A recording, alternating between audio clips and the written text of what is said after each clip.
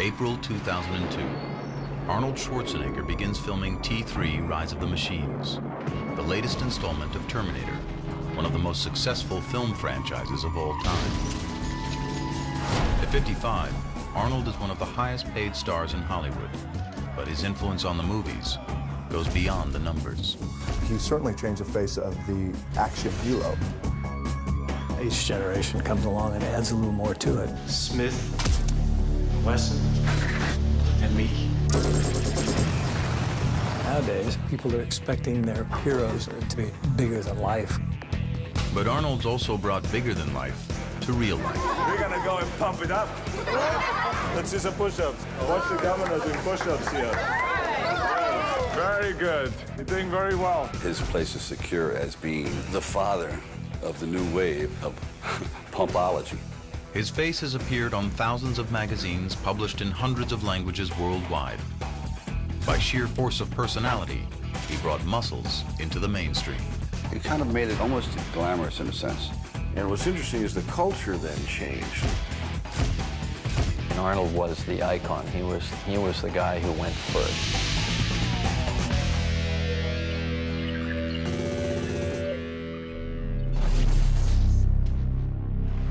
With the enormity of his fame and fortune, it's easy to forget that it all started with an independent documentary film released in 1977 called Pumping Iron. The film introduced the world to a character every bit as amazing as the Terminator or Conan would turn out to be. That character was Arnold Schwarzenegger himself. What we were doing is making a story out of bodybuilding, and we had the priceless opportunity of being able to craft a subculture and to really define what it was. Before Pumping Iron, bodybuilding had a big image problem. It wasn't taken seriously. Bodybuilding was on the back of comic books. And there hasn't been such a flexing of biceps since Popeye downed his last can of spinach. It had kind of a stigma attached to it, that it was guys who were insecure or people that were trying to overcome inferiority complexes in dark dungeons. In other words, freaks and fools. But in Pumping Iron, director George Butler was able to smash these old stereotypes and replace them with something new to bodybuilding: personalities. Of course, it didn't hurt that his star was Arnold Schwarzenegger. And I remember being a little kid and watching it and going, well, that guy has a funny accent, but he sure is big. To see competition, to see these guys and how these guys play these mind games with each other was fascinating. I watch you. I watch you too. Oh, the barbell above my head. I'm not nervous at all. You certainly got a vibe of Arnold's charm, his charisma. Can you imagine the feeling I have 6 times Mr. Olympia? Before that, I think that if you had a muscular body, it was that's all you were about, is the muscle, the muscle, the muscle. But after Pumping Iron, you could have character, you could have charisma, you could be funny. If boxing had Ali, bodybuilding was going to have Arnold. He was controversial. The pump, it's as satisfying to me as having sex with a woman and coming. He was charming. How about that, huh? Can you do that? And like Ali, he was a natural-born salesman, selling not only bodybuilding, but his own persona. Do you work out every day, every other day?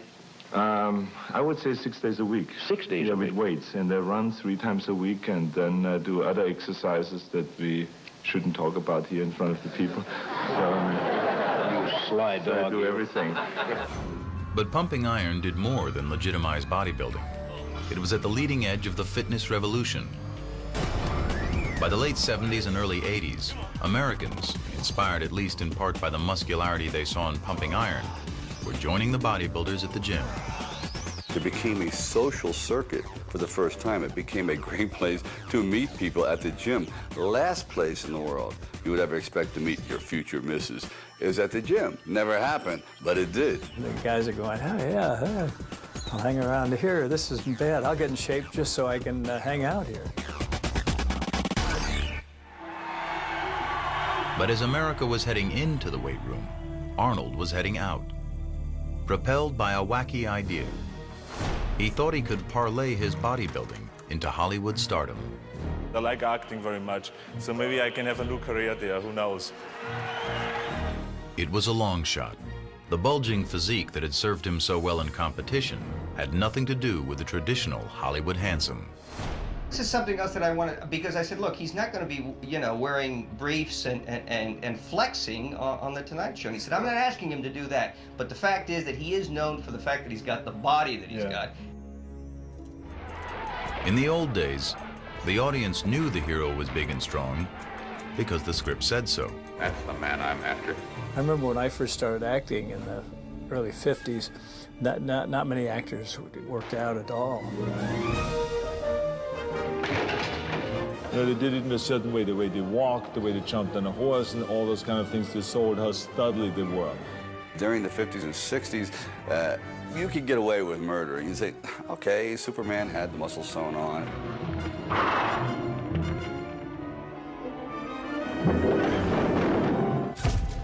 As Arnold was trying to figure out how to fit into the Hollywood mold, director John Milius was trying to figure out how he could bring the comic book Conan to life by casting a bodybuilder.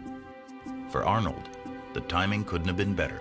If we didn't have Arnold, we'd have to build him. Suddenly, Arnold found himself the star of a big-budget Hollywood movie. But now, the muscles weren't enough. There were acting lessons, riding lessons, swordplay lessons, and diction lessons. 3,333 1/3 the fine wine it grows on the vine. Sure, he would have doubts about whether he could do things, but he always would have the doubt of somebody climbing a mountain that's halfway up. How are we going to get there? Now, we're going to get there by climbing up. Conan the Barbarian was a smash hit and put Hollywood on notice. Though you didn't have to be built like a bodybuilding champion, it was definitely time to get in shape.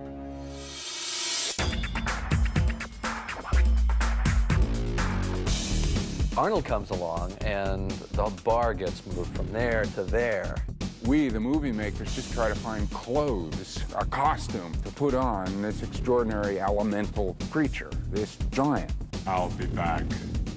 I mean, it really kind of set a standard that said, if you're going to try to come off as something on the screen, you know, you got to have the goods, and it's not all about your stunt double. Shirts came off, and there it was. There was no hiding. There was no like holding the stomach in. It's party. In the 80s, the studios produced a string of action movies all starring muscular heroes. Audiences, weary of the sensitive 70s, ate them up. We were like the new action heroes of that era. All of us had one thing in common. We showed the physical development. We love cheering that because we can appreciate, we in our hearts know what it takes to get that. Man wanted to go to see a movie that had tremendous action, where he could sit back and say, wow, yes, he takes care of the job, and kind of live through you in a way. I think they were movies that celebrated men. I know it certainly inspired me, because here's a guy who's kicking ass and taking names. The Predator especially, you know, stepped to the plate and said, just bring it. And it was great, you know, especially at the end, you know, come on, kill me, I'm right here. Kill me, do it. Come on, kill me, I'm here. That's fantastic.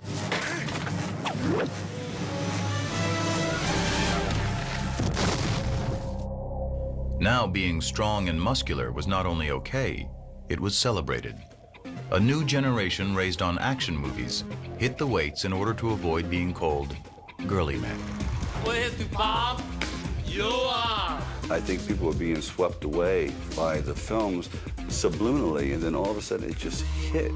Hey, Arnold, look at this! Yeah, how about this?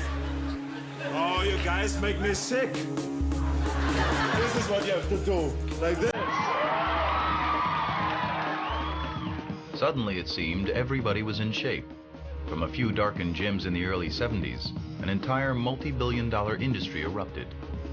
Normal, everyday people were signing up in droves to tighten, tone, shape, and sculpt at fitness palaces filled with gleaming chrome muscle-making machines. Bodybuilding and physicality became kind of like a hip thing. It's okay to be proud of your body. And even people who didn't necessarily want to be as big as Arnold Schwarzenegger, who didn't have any aspirations of becoming Mr. Olympia, but just had aspirations after seeing him about getting in the gym and saying, you know what, I just want to get in shape. And it's not only men pumping up. In movies, muscular female stars are now in on the action. In the fashion world, magazine ads sell pecs and abs as much as they do underwear. Rock icons have gone rock hard, hiring trainers to turn them lean and mean. In sports, athletes who have been told for decades to avoid getting muscle-bound have learned better, because big means strong, and strong is good. So boxers are now trained by bodybuilders, as are athletes in tennis, basketball, even golf. Professional Olympic teams hire strength coaches to build brawn, but it's not only athletes. Remember when the elderly thought lifting anything heavy would cause a heart attack? No more. Study after study shows that strength training can improve cardiovascular fitness, strengthen bones, increase flexibility and balance, even fight diabetes, arthritis, and depression. Millions of people are involved in exercise programs that involve strength training, aerobic exercise, high-protein diets are the craze. Arnold was doing that back in the 70s and the 60s. Bodybuilding, once a subculture of maniacs, is now so much a part of our culture, it's hard to even remember when we thought lifting weights was weird. He made it very, socially acceptable. And, pumping iron certainly was the pivotal moment in the history of that. I had no idea that it would catch on the way it did. So that was a total surprise. I wish I could say, I knew all along, but that's not really what really happened. I still look back today when I talk about it like right now and reflect. I say to myself, how did it happen? I mean, how could that become a reality? Coming up next, the film that launched the movie career of Arnold Schwarzenegger and helped jumpstart the fitness revolution. Pumping Iron. And stay tuned after the movie for an exclusive behind-the-scenes look at the making of Pumping Iron, including never-before-seen outtakes from the film and current interviews with the cast and crew. About the time when I first saw it, I was like mortified, saying, oh my God. He is absolutely acute at being able to figure out an individual's absolute weakness and then put a sword through it. Maybe I went a little overboard. And now the documentary that started it all, remixed and remastered, Pumping Iron.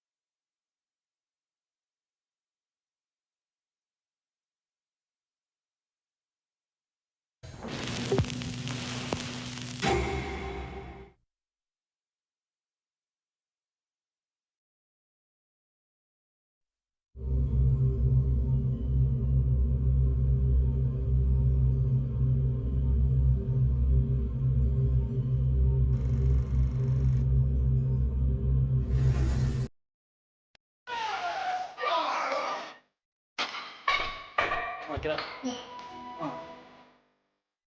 Long before the phrase pumping iron became part of our everyday fitness vocabulary, it was the title of a low-budget documentary that would defy the odds to become a cult classic.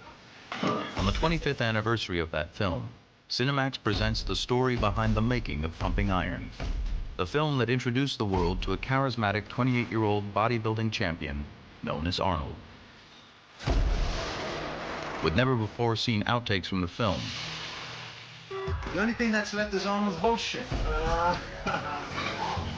as well as candid comments from the cast and crew, 25 years after the film was released.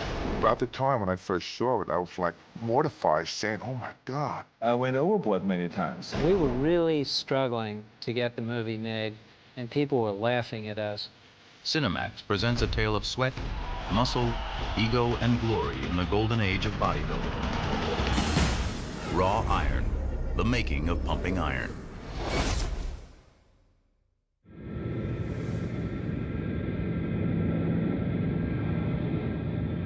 February, Columbus, Ohio. Arnold Schwarzenegger is in town for the Arnold Classic, the annual bodybuilding competition he's produced since 1976. Along with Mr. Olympia, it's the premier contest in the sport.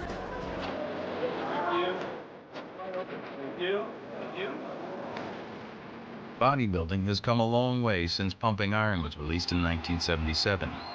Contestants are bigger than ever, and so is the stage show. The Arnold Classic is an extravaganza to rival any big-ticket rock concert. And bodybuilding's become big-ticket too. These days, more than 175,000 bodybuilders compete in 169 countries. Today, Schwarzenegger is here to hand out more than $400,000 in prizes. But he's also here to see some old friends who have gathered backstage. Many of the original bodybuilders from the Pumping Iron era. Bill Grant, Ed Corney, Mike Katz, Franco Columbu, and Lou Ferrigno. Hey, how are you? Good to see you. Terrific. There was camaraderie. We helped each other. We trained each other. We were a part of a family. Where's your son? Where's Michael? Right there. Michael, come over here. Good. Michael. How's it going? Okay, good to see you. 25 years ago, we saw in Pumping Iron, we saw the little Michael. He was 3 years old. And then he made you pose. Remember, he made you hit shots. Ooh, it's hard. Feel this muscle, how hard that is. Just everyone is so huge. What's going on here? I'm the... Still got it. 25 Can you years believe later. that? Pumping Iron. It changed my whole life. Are you going to give him all the wrong advice? It's not that hard for me to give him the wrong advices. No, only the right advice. It was so much fun and enthusiasm. Great. Oh. It was incredible. Let me tell you, she said, now she's his mother talking about my mother. He's talking about pumping up. He's talking about pumping up. He's talking about psyching me out. He couldn't shut me up then. He can't shut me up now. No, it's always the same. Nothing has changed. Whenever I think back on the Pumping Iron days in the 1975 when we did this movie, I definitely miss it.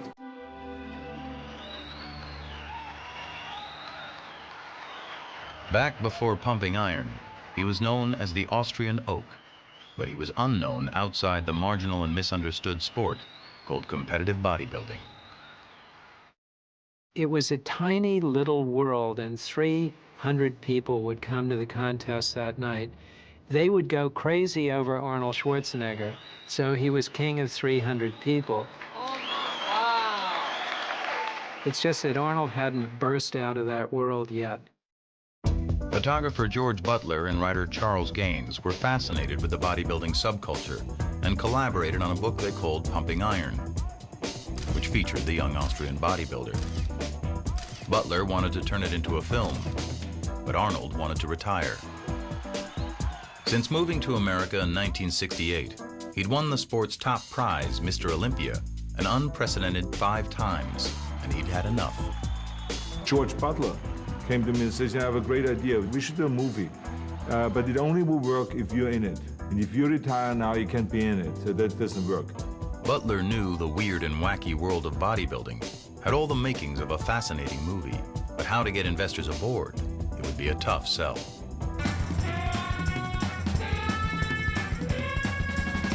It was, after all, the 70s, the height of the counterculture revolution. The last thing on anyone's mind was muscle men.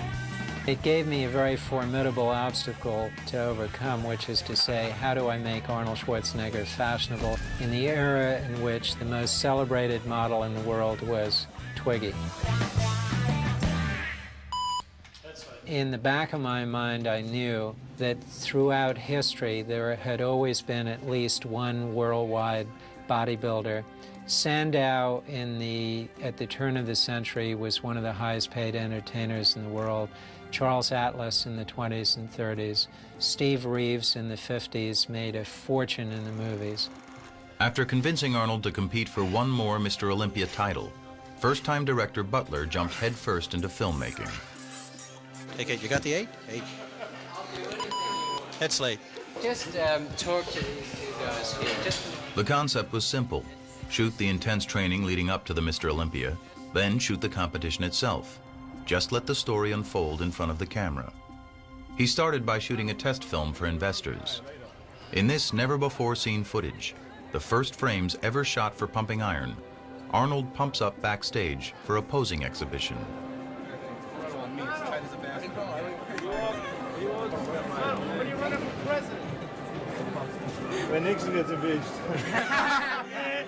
It's just too much pressure, you know. I mean, I'm competing now for 10 years, and after 10 years, I feel like it's enough, you know. You have to let other people have a chance, and just leave as a winner. Yeah. Suppose Louis beats you. He doesn't. There's no such thing. For years now, since 1970, I was like unbeatable. And there was no hope for anyone to come close. It just didn't exist because I knew once I have the title, there's no way anyone is going to take it. But if an Arnold win was inevitable, where was the drama? Where was the conflict? Every movie hero has to show his stuff by pushing up against an obstacle. Butler had to find it. I wanted to find a great antagonist for Arnold, and there was Louis Ferrigno in Brooklyn, New York, 6'8", 270, dark and foreboding. Muscle magazine publisher Joe Weider had already had his eye on Ferrigno. For Weider, the old story Arnold wins again was growing stale. But a Mr. Olympia showdown between Lou and Arnold, this was perfect. And exactly the kind of rivalry that sells magazines. He won the Mr. Universe contest in 1974 in Italy. Weider came back, I remember, like it was like a fresh breath of air. With a new champion on the horizon. Well, I had to stimulate them. You know, when I go into the gym and I saw him pick up 500 pounds, he says, "What do you think, Joe?" I said, "Oh, not bad. You can do better than that." He got mad. So he will create this whole thing, and you know, and I think it was really good because the fans loved all that, and that's exactly what I played up then in the movie Pumping Iron. In this outtake from Pumping Iron, Weider and Schwarzenegger discussed the very real possibility that the champ might actually lose to the larger and hungrier Ferrigno. You were the one who saw Lou in New York just a few days ago, so how does he look? He looks very, very massive. Well, he was my idol. He part of me getting into bodybuilding. Of course, when you have an idol like Arnold, you want to beat your idol to be the best. Wait till they feed these dogs in Africa. Terrific. Big enough to wait. Butler had his antagonist. Since 1969, nobody has beaten me, so why should he come around now all of a sudden and break my record?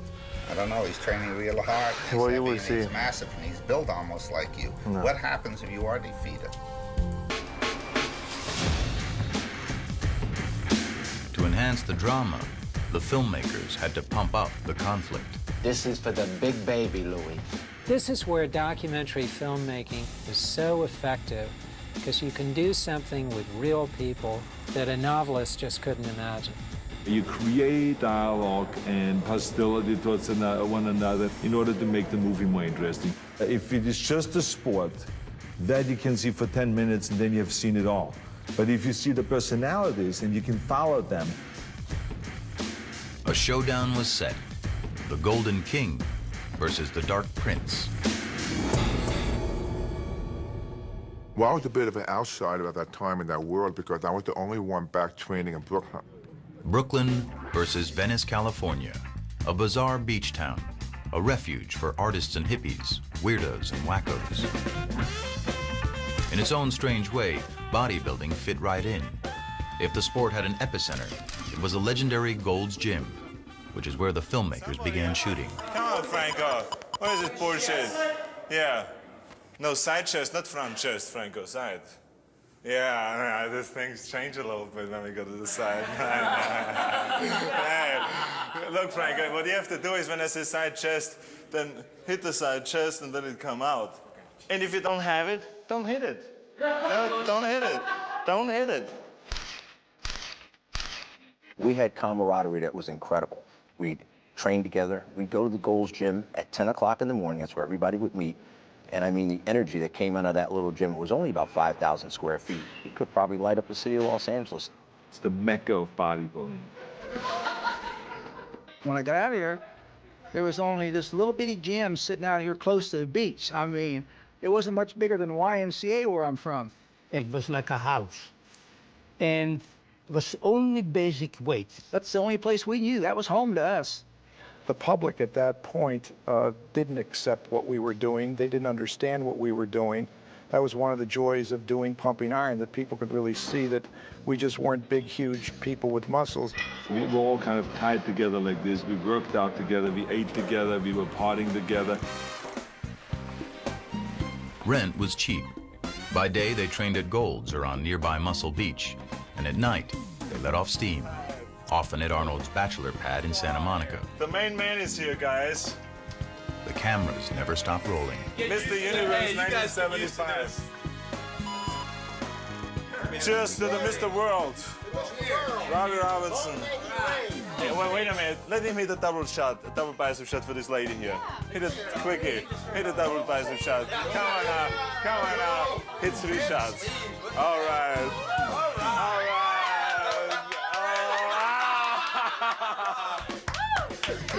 Okay, where's the champagne? Okay, the era from like 1970 to 1980 was probably the most fun I ever had in my life. So we had this unformed subject, and everyone was very eager to make something out of it. These fellows that did the film, Butler and Gaines, they had become part of our family. We trusted them. Day after day, shooting scene after scene, Butler and co-director Robert Fiore were looking for their movie, material that would make the cut. They found that even watching this huge crowd order their huge lunch turned into an event. We went to a restaurant where all the ordinary people were sitting, which we called the ordinary folks. And we were sitting there on the table and people were just looking over kind of like, who are these guys? Oh my God. Big steak. Scrambled eggs. 6 eggs over here. The big steak, and I want a tuna omelet. And a tuna omelet? Yeah. Oh, look what he's eating. He's eating 3 hamburgers in one shot. Oh, God, well, who are there's these gladiators? I mean, they couldn't figure it out who we were, you know? And we loved that kind of a scene, you know, to shock people. The filmmakers often set up situations to see what would happen. So a lot of different chances were tried. They turned Schwarzenegger and Mike Katz loose in an amusement park. Hey, they made a statue of Mike. That is a good one, Mike.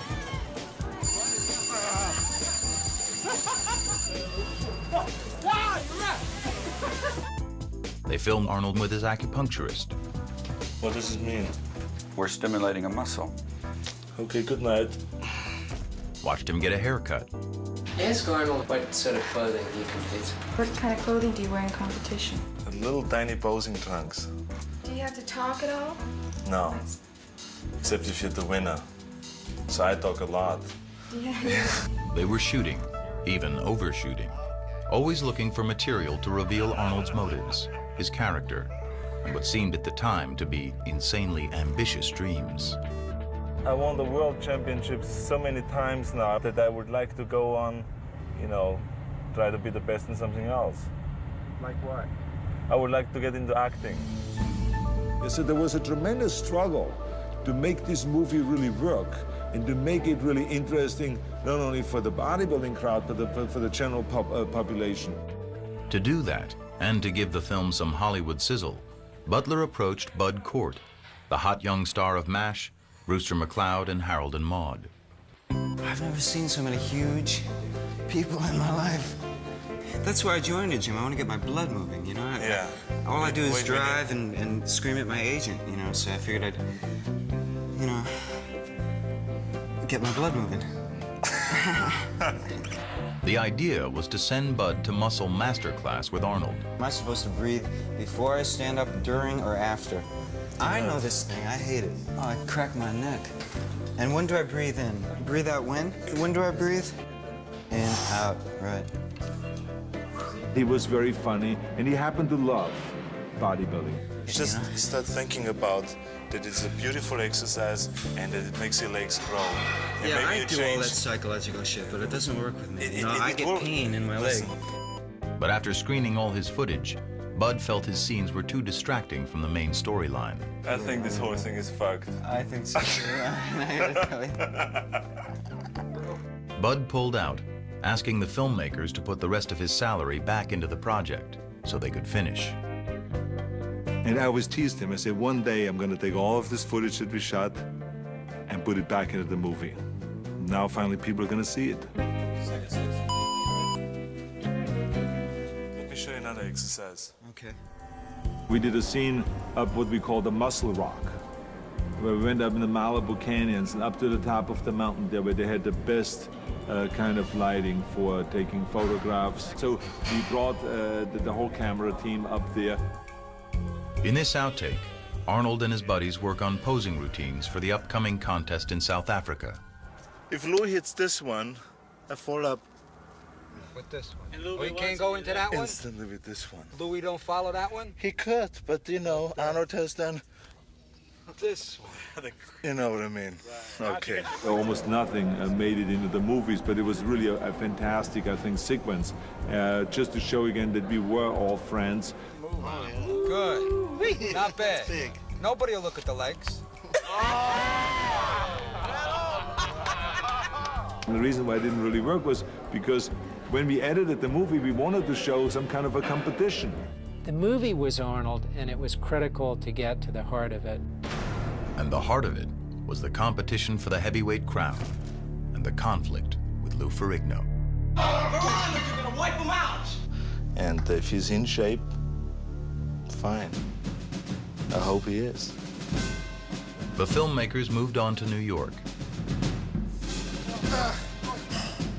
In contrast to the fun and games of Gold's Gym, the Brooklyn setting was a dungeon. We filmed Louis in a dark sort of underground gym in Brooklyn, and then we'd immediately cut to Arnold Schwarzenegger.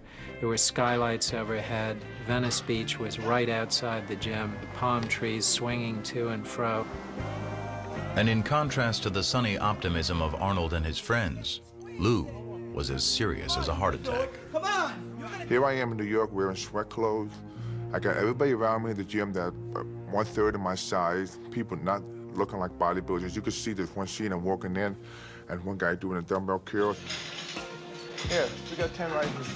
And it's hard to stay motivated. The only way I can motivate myself is just keep screaming Arnold's name into the gym and just keep pumping that heavy iron. Arnold! Arnold! I was saying Arnold, Arnold. I really wanted to beat Arnold Schwarzenegger. Hey! That's it. In Ferrigno, Butler found not just an antagonist, but a character rich with vulnerabilities. Partially deaf and overshadowed by a domineering father, Lou had everything to lose. What Butler invented was Matty Ferrigno's actual involvement in his son's bodybuilding career. Push it, man! Come on, come on! See, my father never really was really involved in bodybuilding.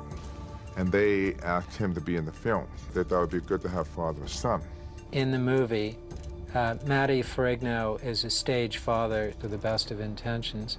And Matty had a very clear idea of what Louis should be doing. It would just unroll in front of my eyes. When you step out there, boy, remember all those grueling nights and mornings in the gym. And this is it. This is the reward, and we want it.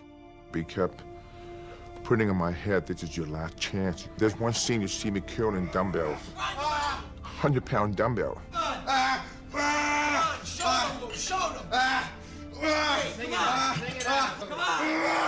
Show them! I gotta do more! Afterwards, my father goes, boy, what a workout. Oh, boy, what a workout. That's nice. Because he was holding one of the dumbbells.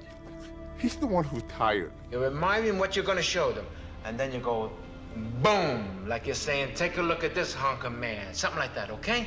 You try now. And he did the best he could. The fact, because at the time I had a speech problem and everything, I was not able to conduct myself in interviews. He tried to be my voice. The unfolding relationship between father and son added an unexpected layer of tension and emotional richness to the film. As Matty demonized Arnold, he wore his son down. There's only one thing in mind, and that's to beat that German. We gotta beat Arnold. He's been up there too long. You waited 9 years for this shot, right? Be careful. He's gonna try every trick. If he sees you look a little better, he's gonna try and do something. He's gonna try to make you look bad out there. Watch every move he makes. Try not to engage in conversation with him. And most of the time I really wanted to say, let me speak for myself. Let me be who I am, please. You know, this is not how I want to conduct myself. This is not how I want to be in the film. Look out. That's right. That's it. No. Down here, Louis. I was not really me. I was beaten down.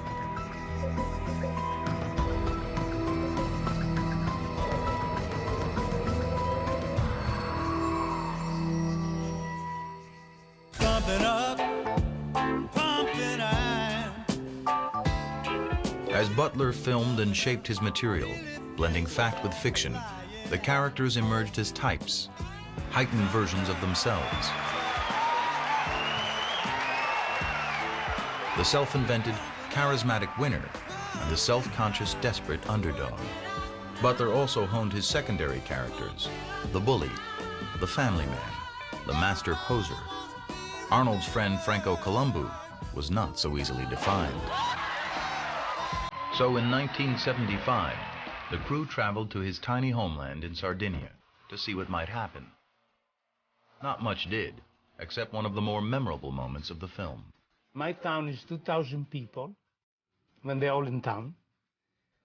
And of sudden, the crew comes there to film my parents and little things I did in the town. And there was nothing to do in the town. I could only walk and lift a car.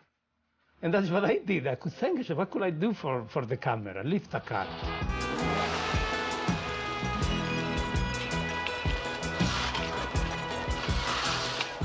My father was watching. Say, that's my son, he lifts cars, you know? Another memorable moment was the infamous T-shirt incident, when Ken Waller, in an attempt to fluster his opponent Mike Katz, hides his T-shirt. You see a blue T-shirt around? In reality, the filmmakers made it more than it was.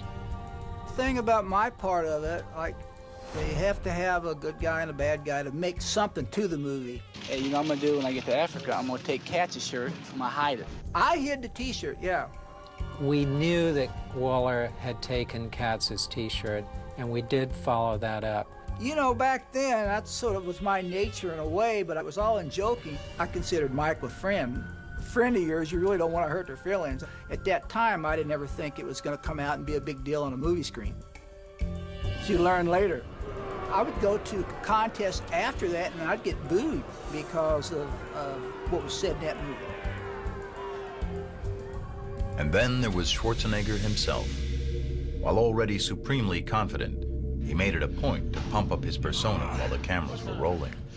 I played the kind of Germanic machine that comes over from over there, like a machine, nothing will stop him. I have to cut my emotions off and be kind of cold. No emotions, no feelings. I want to be the best, and I'm perfectly willing to go through anything to be the best. Anything to psych out his opponents, trying to chip away at their confidence, laughing all the while. I'm not nervous at all. I tried anything and everything to sometimes look like, this evil guy. Franco is pretty smart, but Franco is a child. For me, it was like, I know, I don't care.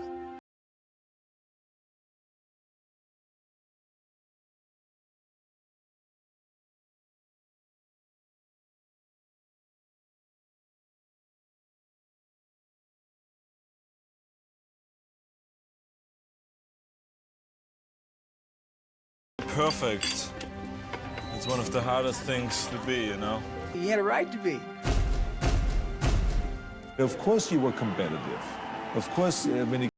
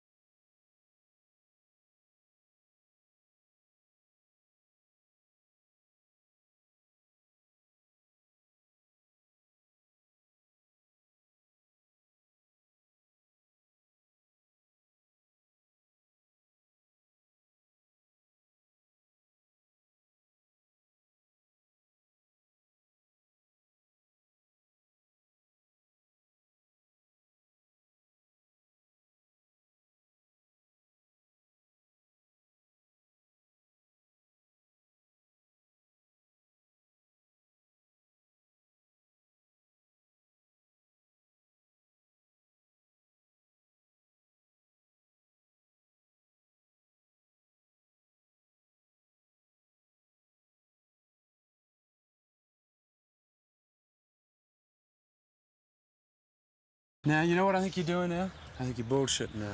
No. I do. I think you're what he really didn't realize was not that it was not vulnerable, but that I lived in denial. You know, my whole life. It's always like whenever I felt pain or anything like this, it was like I forgot about it. I dismissed it. For some reason, maybe it has to do with competition, you just clamp down that capacity on yourself. You carry it too far, what it winds up doing is just cutting you off from the possibility of having a really fundamental reciprocal human relationship with somebody else. So what? You don't care about that? No. And especially since I knew in bodybuilding and in competition, you have to kind of bury things temporarily. The way I dealt with it always is that right now I put it aside and then I deal with it later on, whenever that is, you know. Always on the front burner, though, was Arnold's ambition, which was on display in another sequence cut from the film. It's Arnold visiting with his idol, retired bodybuilding champ, Reg Park. Arnold was patterning his career after Park, who'd gone on to star in Hercules movies in the 60s. I think what perhaps happened to me about 15, 20 years ago is happening to you right now. I know, it's this incredible thing. The parallel is unbelievable. Yeah, it's like a repetition, Yeah. that's what it is. Yeah. And I think that's why I looked up to you so much, right?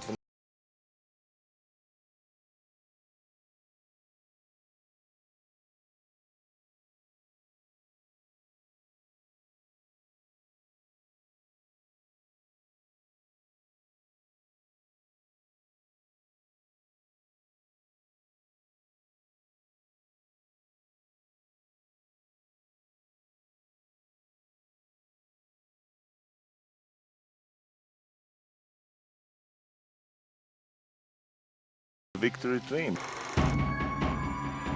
The time had come. The Pumping Iron team had shot every scene they could to set up their characters at home. Now it was time to go where they were always headed, halfway around the world to the Mr. Olympia and Mr. Universe contest in Pretoria, South Africa. There'd be no more manipulated outcomes, no setting up scenes. The film crew would now be observers, not participants anymore. The competition was the real thing, and everyone would be playing to win. It was tremendous adventure in those days. You want to go to Africa to make a movie about Arnold Schwarzenegger competing in the first multiracial contest in South Africa, then let's go to South Africa and do it. I mean, we were doing this by the seat of our pants. A revolution in technology, much like today's digital camera revolution, allowed the crew to shoot with more mobile, handheld 16mm film cameras. With unprecedented access to the bodybuilders, the filmmakers set out to uncover the drama that was taking place behind the scenes. I think that the wonderful part about the film is that we didn't really feel, because of our comfort and trust in the people that did the film, that the cameras were even rolling. So I think you got that real honest, down-to-earth kind of emotions and feelings. Roger Walker, Australia. There's a moment in the film in which you can almost see me on stage taking the shoulders of Joan Churchill, the camera woman, and just turning the camera like this onto Mike Katz at the moment he lost. And then we just followed him downstairs. You know, as I look back on that, and I've seen it many times, I think most of us, many of us, will draw into ourselves and into our families in times of need. And I think ultimately, I think I just went back and wanted to know how my son was doing. Here's a head slate. We're going in to see Katz. And I could, you know, usually I could say, look what I got, Michael, you know, and I put it around his neck, or I give him the trophy for his room. And now I'm away from him for 10 days. And I come home with nothing. You know, I'll tell you, no matter what happens to me in the sport, I always got them. And that's something great to come home to. It was a way that I could try to gather myself together with such a disappointment. It was at that point, it was a very, very big disappointment in my life. So I kind of gathered my strength from my family, yeah. When the Mr. Universe part of the competition was over, Waller had won. Next up, the main event, Mr. Olympia, with Arnold, Lou, and Franco all in the running. The film crews got into position. I was aware that there was going to be a marvelous confrontation between Arnold and Louis in the pump-up room. It was setting up the most wonderful opportunity for Arnold to do everything that he is capable of doing. The psyching part of bodybuilding, which is quite famous because of that scene and some others, is something that Arnold really does. I love it, Louis. You always keep me entertained in the serious moments. The room we were in was only probably about 20 feet by 20 feet. I mean, it was this very small room. And you talk about a lot of tension, a lot of heat. So you can't help being, you know, kind of on the edgy side. The only thing that's left is Arnold's bullshit. That's why I'm up here, Arnold. See? I'm not wearing boots. Lou, what do you think your chances are today? I'm gonna lose, Arnold. You're the best. Thank you. You're welcome. Just wanted to do insurance. Everything is under control here. Beautiful. You're gonna be king a long time, Arnold. You're gonna be king a long time. Thank you. More than 25 years later, Ferrigno recalls his feelings that night. I came out in the prejudging. I realized that I was not going to come second. There's a chance I'm going to come third. And I'm looking at the audience, I could see my father's face. I said, oh my God. It's like, because he was more disappointed than I was. Third place, Lou Ferrigno. I tell you something, what that boy of yours has done in a year, it's fantastic. We try, but yeah. You keep going, very wonderful job. Oh, we'll see. Good job. Wonderful job. I knew that I was going to retire. And I would like to announce officially that I'm retiring from bodybuilding competitions. That was my chance. But you know, history is history. Being in South Africa, what I really wanted more than anything was not really being Mr. Olympia, was being out in the open and having a good time like Arnold. That's what I want more than anything. That was more impressive to me.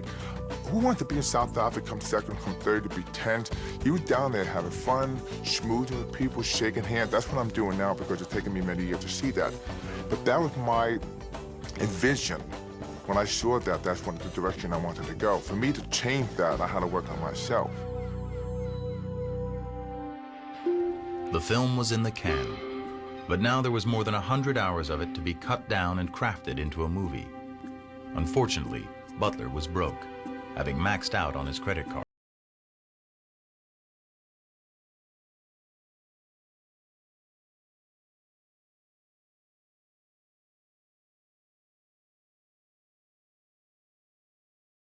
Rather impressed with myself. Out of desperation in 1976, they concocted an outlandish scheme. They put on a bodybuilding show at the prestigious Whitney Museum of American Art in New York City to try and attract potential backers. We invited Candy Bergen to photograph Arnold. The Whitney thought we might get 300 people, and someone said, you know, there's a pretty big crowd outside. You seen this crowd out there? No, I haven't looked out there. It's big. And I went down and looked, and there were 5,000 people outside trying to get in. Nobody's gonna go in until we get a line here. Inside the museum, Arnold, Frank Zane, and Ed Corney were rotated on a turntable in front of the New York City art crowd. It was very sort of a high concept idea. It was a risky scheme, and it was a long, long way from Venice Beach. Moderated by New York Times critic Vicki Goldberg, The event brought together some of the most prominent art historians in the world to watch bodybuilding. We're talking about a subject which is fascinating and quite present before our eyes a lot of the time. That is to say, the representation of the muscular body in art. The next bodybuilder who's coming out doesn't need an introduction to a lot of you, but he does to a lot more of you. As I said before, he's the greatest bodybuilder in the history of the sport, Arnold Schwarzenegger. And then we had this discussions about, you know, what is bodybuilding and compared to what art was, and how did, you know, Leonardo da Vinci and Rodin and all those guys come up with those muscles when they painted and sculpted muscular bodies. The Whitney couldn't control the event because there were too many people there, so that instead of taking the money and putting it in a cash register, they had to throw the money into a pile on the floor. Hey, move that, 2 lines, okay? There was a 6-foot-high pile of $5 bills, and at the end of the day, the movie was financed, and the rest is history. The Whitney Museum event proved to investors that the general public just might be interested in bodybuilding. Now, it was time to present Pumping Iron to the world. On January 18th, 1977, Pumping Iron premiered at New York's Plaza Theater. Arnold and his friends were now the toast of New York City. Audiences loved the film, and critics gave it rave reviews. But for the bodybuilders, it was a surreal experience seeing their private world revealed on the big screen. It was comical to us to see some of the things that come out in that movie. I was a bad guy, and back then I thought that was that was all right. When I saw it for the first time, it made me very angry because I suddenly saw how it was portrayed. Calm him down. Help him.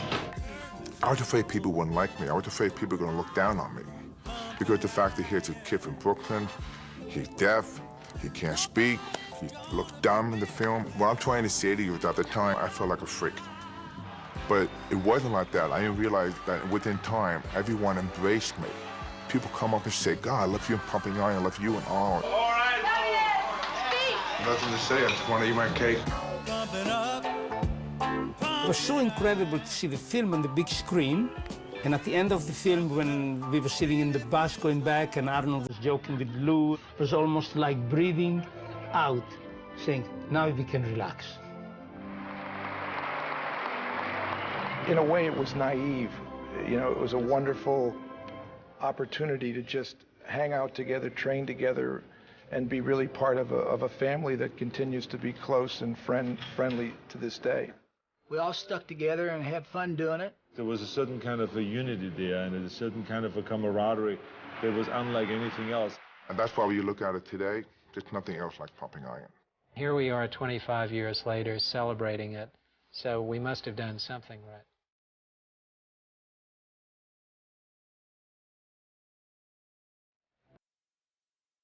Every time anyone sees Pumping Iron, they will come away, you know, loving the movie, getting inspired by the movie, but at the same time they're asking themselves, wow, I mean, was all of this stuff true? I mean, was it really, did Arnold really psych out Lou Ferrigno? Did he really not go home to his father's funeral because it was just shortly before a competition? And was he really that cold that he said, well, forget that, he's dead already. I'm not going to bother with that. I'm going to just focus in on my competition. Is that true? I saw him hanging there afterwards, a celebration party after the Mr. Olympia, smoking a joint. Did he really smoke a joint? And did he, in fact, inhale? Is that true? Was it true that they stole Mike Katz's T-shirt? Was really the psyching out that he was doing on Lou Ferrigno, was that true? So they're walking out with a lot of questions. And so when I go around the country and promote the movie, for instance, even the 25th anniversary, when the film started playing on HBO, on Cinemax, you know, a lot of journalists called me and says, oh, I just saw this for the first time, and asked me about all those questions. So I think it's important to clarify that there's certain things in this movie that were true, like the competition, the outcome of the competition, the training, the severity of the training, the severity of the pain, the sacrifices that needed to be made, the amount of hours we spent in the gym, the food supplements we had to take, the food that we had to eat all the time, the pounds of meat and all those kind of things. All of that is true. But there were certain things that are not true. And that's why we never call it a documentary, we call it always a docudrama, because certain things were created in order to make it more interesting, because it was very clear to us that the only way we could raise the money for the movie, for our Pumping Iron, was by making it more dramatic. All the investors always said, look, the training is terrific, what they are doing is terrific and all this, but how much can we look at this footage of them doing squats and chin-ups and sit-ups and all this? It's boring. Even though exciting to them, but it's boring to us to watch. So therefore, let's create some drama, some conflict. Let's create a villain. Let's create a hero. Let's create the guy that has the psychological power over people. Let's create the guy, the guys that fall for it and they wipe out because of it. Let's have guys putting tricks on each other in the gym when they're training, when they're 500 pounds on the back. What can they do to each other? Those are the kind of things I like to see. This is what the investors said. So we started creating those kind of moments as we went along. And we had 100 hours of footage that we created during the whole shooting of Pumping Iron, and then edited down to around 85 or 90 minutes. And so there we could take things in such a way that makes it then appear like I was psyching him out. I watch you. I watch you too. Oh, the barbell above my head. I adapted as time went on, and I saw that Lou Ferrigno could not be what was in the original intention, to make him the villain, the big guy that weighs 280 pounds, that trains secretly in a dark room in New York and works himself up to this machine, to this Hulk, and then comes to South Africa and beats the little Schwarzenegger, wipes him off the stage. That really didn't happen. They thought it would happen, or that it could happen.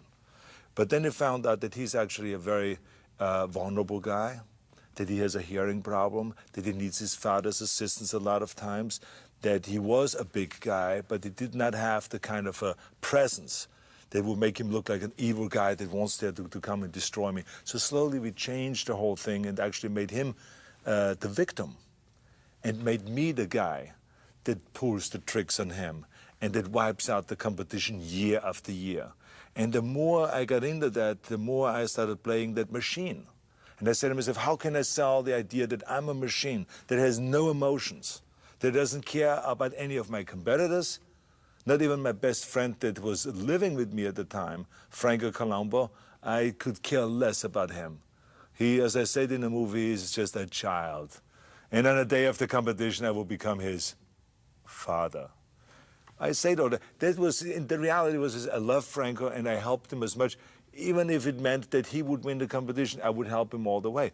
He was my friend, but in order to sound cold and to sound like calculated and like a machine, I played out this role. And I played out the role that what I would do with Lou Ferrigno. We created the things that I would psych him out.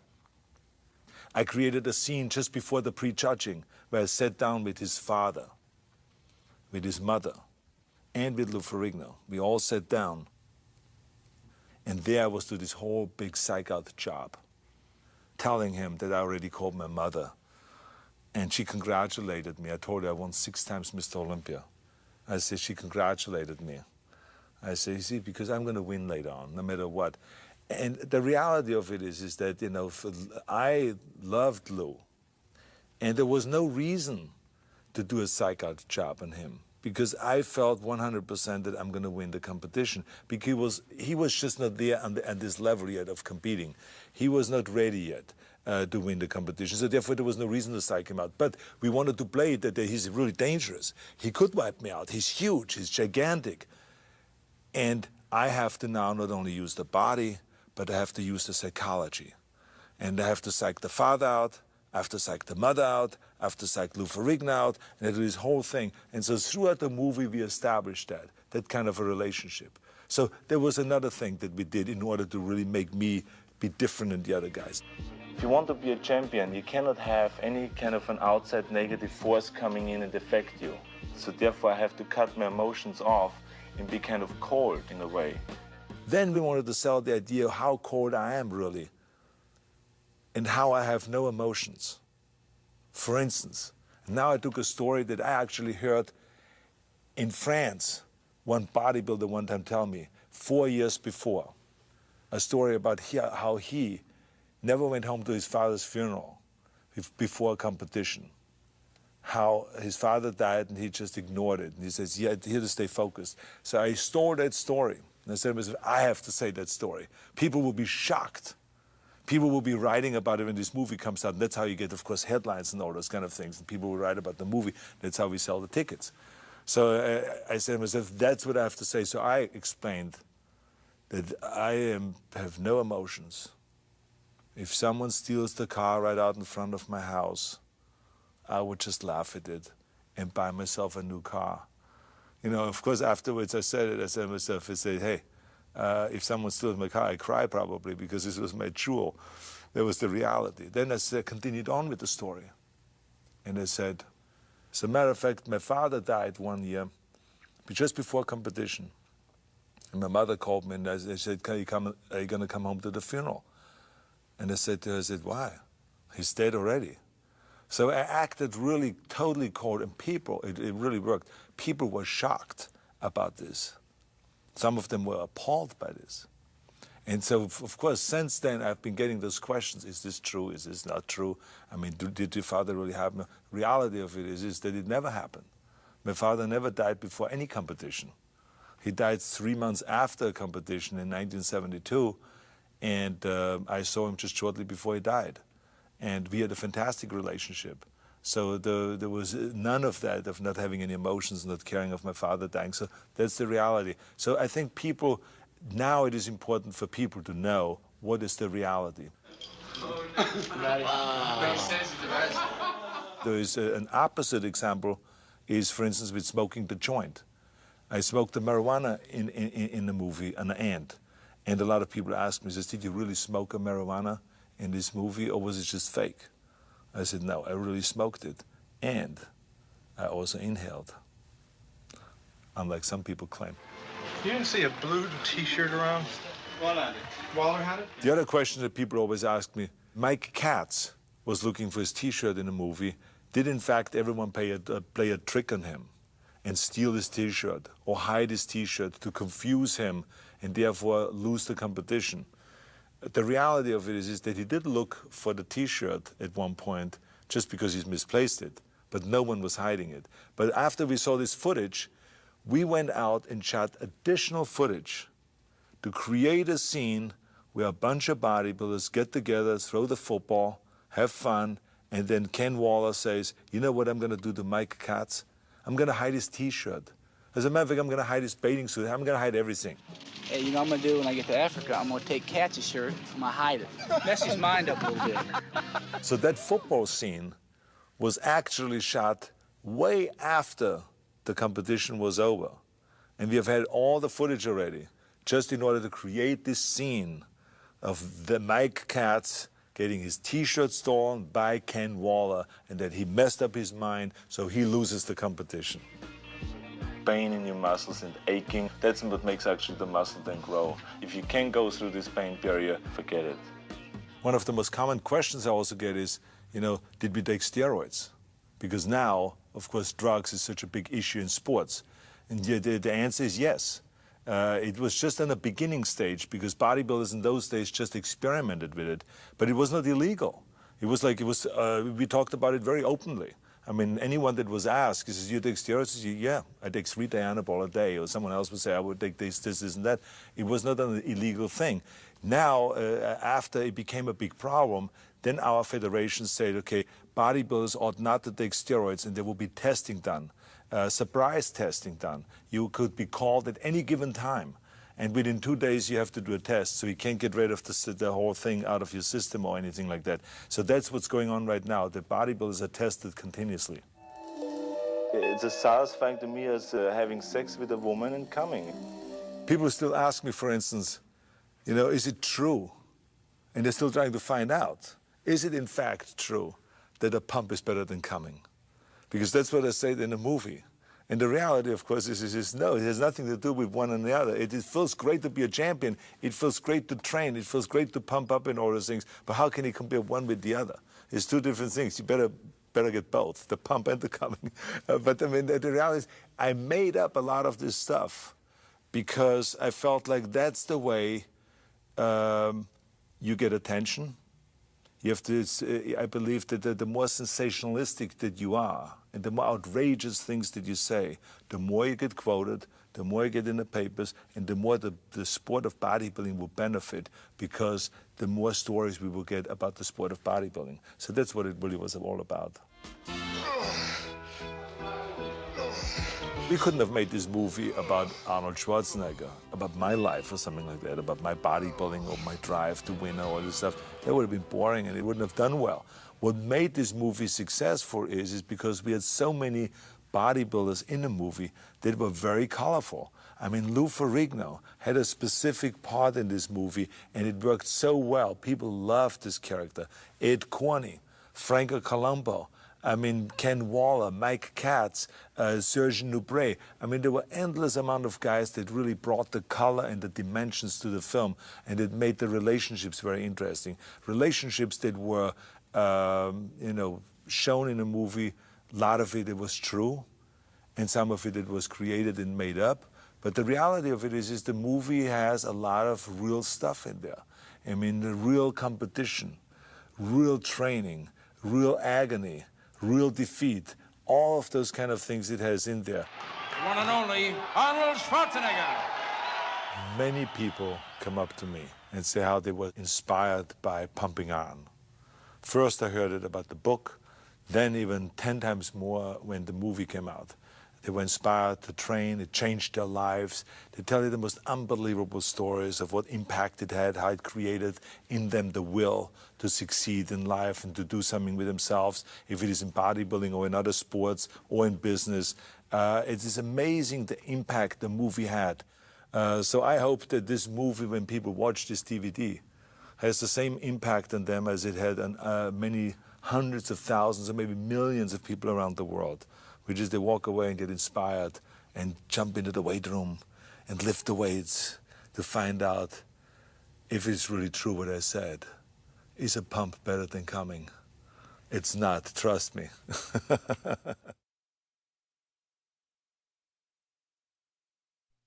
Cinemax Final Cut presents an exclusive interview with Arnold Schwarzenegger, star of the classic documentary Pumpingiron. I remember that George Butler came to me in 1974 and said, I want to do a documentary about bodybuilding. And I said, well, it's going to be without me because I'm retired. And then he said, well, I absolutely need you to stay in competition and to compete one more year in order for us to make this documentary. So I competed one more year. One and only Arnold Schwarzenegger. Well, I'm very happy that I did because the movie became, you know, a huge hit. Pumpingiron became a classic. Well, I feel somewhat emotional about this 25-year anniversary of Pumpingiron. When I saw some of the old stuff, it brought back such great memories of what a great time we had in the 70s, training for the World Championships, the camaraderie that existed at that time. But at the same time, it amazed me of what I was willing to do. Training 5 hours a day, lifting 50 tons of weights, burning 10,000 calories, and doing anything that it takes to win. The people are going to see when they see Pumpingiron is basically, it's a historic kind of a classic movie because it really captures a time when bodybuilding was just coming out of the closet, so to speak, or the basement, and became a huge sport. You're going to see, you know, what it takes for people, what kind of training people are willing to go through. Off for more weight. Let's go. I want to beat him. The pounds and pounds of weights, the tons of weights they're willing to lift every day to become the most muscular man. Anyone and everyone will get something out of this film because it's a film that is really fascinating and it is about people rather than just about a sport. It's about people. Don't miss Arnold Schwarzenegger in the 25th anniversary special edition of Pumpingiron.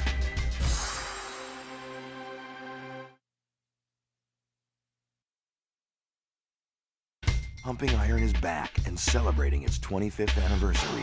Cinemax caught up with Arnold Schwarzenegger and some other familiar faces at the premiere party honoring his classic documentary. Cinemax has offered to show the movie and celebrate with us all that special day, the day when the movie came out, the year when this whole revolution started taking place. I saw it in 1977, right when it came out. My brother took me to it. I met Arnold like 2 months later. So I have a special little spot in my heart for this film. It's astonishing that an independent film is getting this kind of reception. I don't think it's ever happened before. Cinemax was there to talk to the original cast. I think it's fantastic because 25 years ago I was here, posed the night of the premiere. My favorite scene in the film? Got to be me hanging off his arm. Yeah, that's right, just like that. There's an original idea, especially to see how bodybuilding makes people stay young. As you see the way I look 25 years later, I look even younger. We also spoke with some of bodybuilding's current title holders. I think bodybuilding has come a long way, just like everything else. When was the first time you saw pumping iron? I was 16 years old. I just joined the gym. I trained for 3 months. The gym owner gave me a tape. Here, you might want to watch it. The favorite part of the movie are my friends that are in it.